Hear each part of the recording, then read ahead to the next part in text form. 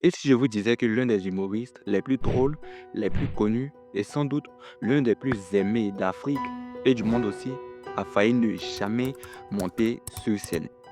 Rejeté à cause d'une maladie, moqué par ses camarades, Michel Gros semblait être condamné à l'oubli, mais il a su transformer sa souffrance en force, en courage et, bien entendu, en rire. Et voici son histoire.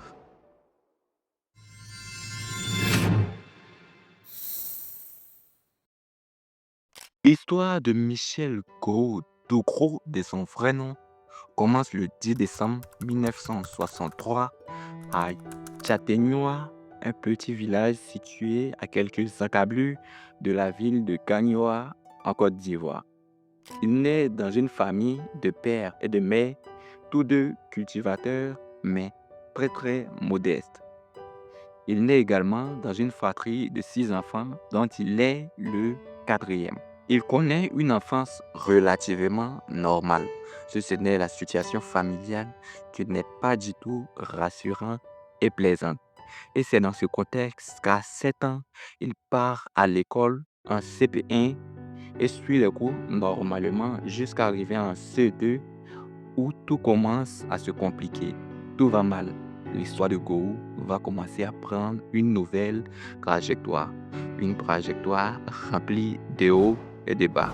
Et croyez-moi, il y a plus de bas que de hauts. En classe de CE2, Gou se voit atteint d'une maladie mystérieuse qui commence à lui donner une forme qu'il n'a jamais souhaitée. En effet, il est atteint d'une tuberculose osseuse mais parvient néanmoins à terminer l'année avec beaucoup de courage. Et pendant les vacances, ses parents et lui-même sillonnent les villages à la recherche des traitements et potentiellement de guérison.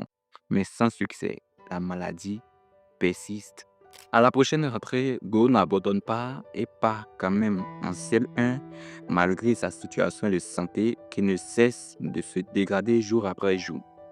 Ayant des problèmes pour se déplacer de la maison à l'école qui se trouvait à quelques kilomètres, il arrive régulièrement en retard en classe, ce qui n'empêche pas le maître de le battre sous prétexte que son retard accumulé pourrait servir de mauvais exemple aux autres élèves de la classe. Tout ça sans tenir compte de son état de santé. En plus de ça, il doit affronter le rejet et les moqueries de ses camarades et de plusieurs autres personnes qui le traitent de tous les noms, génie, sorcier, etc. etc. Alors, Go fuit le regard des gens et s'isole complètement. En CM2, la tuberculose atteint son paroxysme et s'empare complètement de ses os, puis survient une paralysie totale, ou du moins partielle.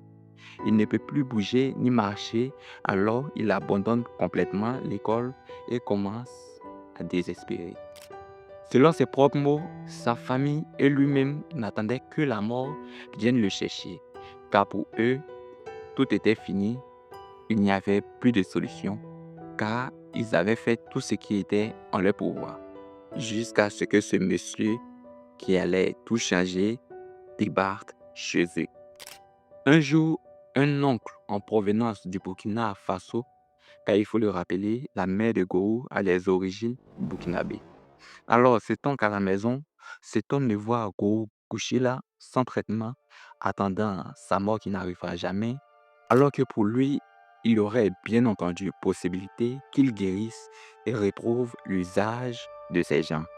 Alors, avec l'accord des parents de Go, il le prend et l'amène au Burkina Faso dans un petit village où il restera 3 ans suivant des traitements intensifs.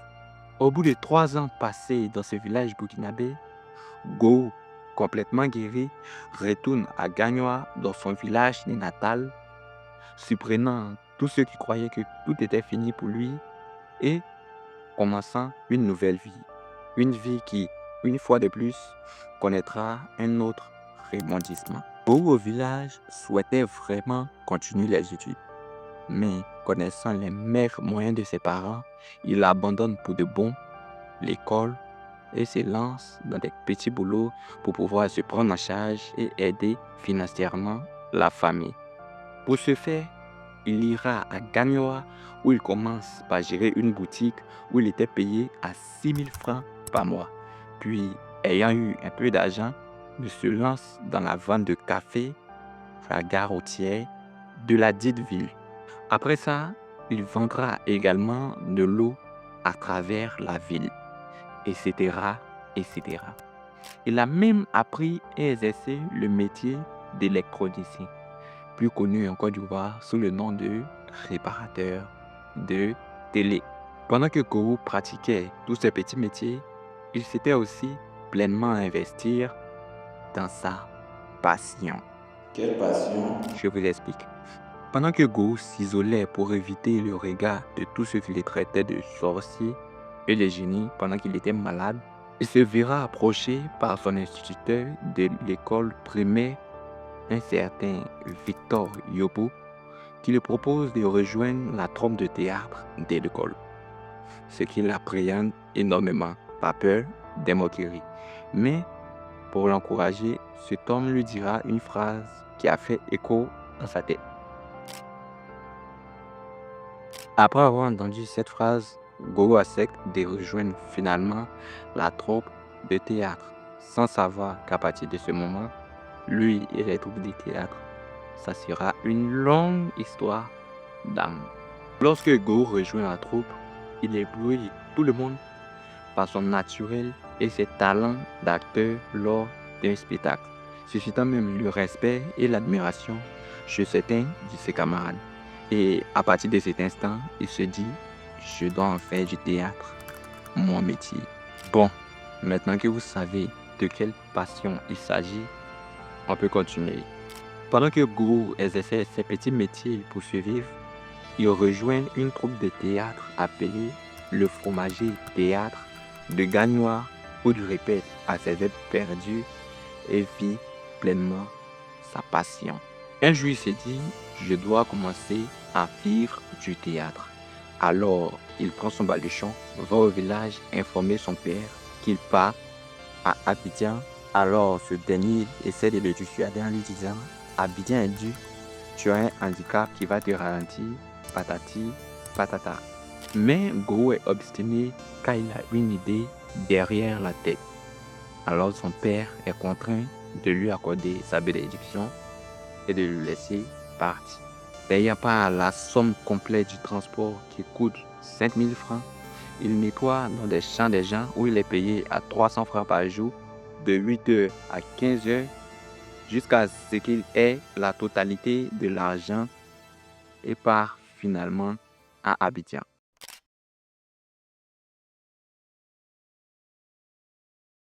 Une fois à Abidjan, Goro s'empresse de rejoindre une troupe de théâtre.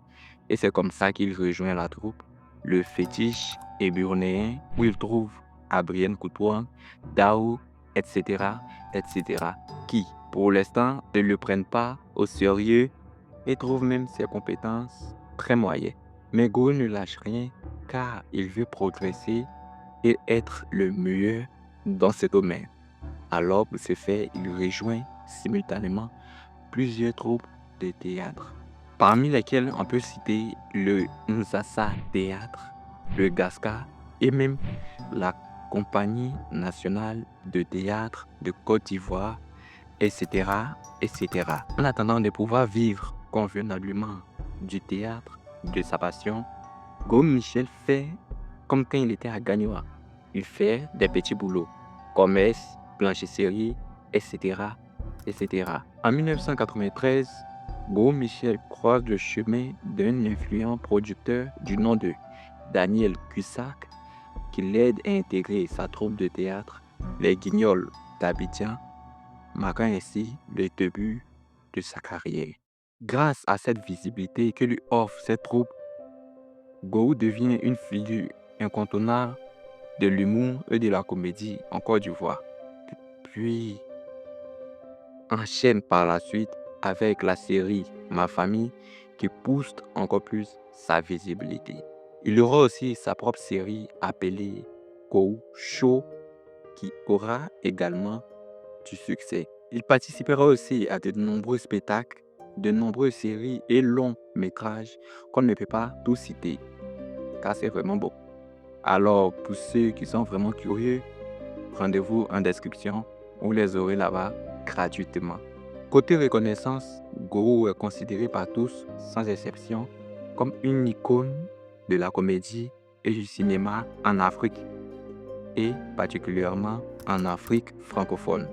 De 2019 à 2021, il reçoit successivement 4 prix, dont celui du Chevalier de l'Ordre du Mérite culturel en Côte d'Ivoire en 2019, ceux du meilleur comédien de l'année et du meilleur film pour Le Gendarme d'Abobo, reçu au Africa Talent Awards en 2020, puis le prix d'excellence ivoirien pour le cinéma et les arts visuels, reçu en 2021. Puis 2016, Go joue le rôle de premier vice-président dans l'émission de Canal+, Le Parlement du Riz, aux côtés de Maman, Charlotte Ntamak et son fidèle compagnon et ami Djibé Cravate. Espère une fois pouvoir raconter leur histoire sur cette chaîne. L'histoire de Guru Michel nous rappelle qu'aucun obstacle, aussi lourd soit-il, n'a le pouvoir d'éteindre un rêve quand on choisit de se battre. Tant qu'il y a la vie, il y a forcément un peu d'espoir. Alors ne désespérez pas facilement et rapidement, ou ne désespérez pas du tout. Si tu as trouvé l'histoire de Guru Michel intéressante et utile, n'hésite pas à liker la vidéo, à la partager à un proche et abonne-toi si ce n'est pas déjà fait. Et bien entendu, tu peux me dire ce que tu en penses de cette histoire dans les commentaires. Ou tu peux me dire aussi en commentaire ce que tu sais si Go, que peut-être moi ou une autre personne qui regarde cette vidéo ne sait peut-être pas. Prenez soin de vous et à la prochaine Icon Story.